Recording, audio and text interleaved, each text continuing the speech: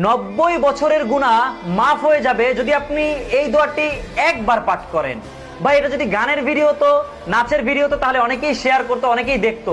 Islamic video অনেকেই share করে না, দেখে না। তবে আপনি যদি এই ভিডিওটা শেয়ার করেন, আপনার একটি শেয়ার একজন ব্যক্তি দেখবে, এই দোয়াটি পাঠ করবে, গুনাহমুক্ত হয়ে কবরে যাবে। দোয়াটি হলো, রব্বি ইন্নী যালামতু নাফসি যুলমান কাসীরা ফাগফিরলি।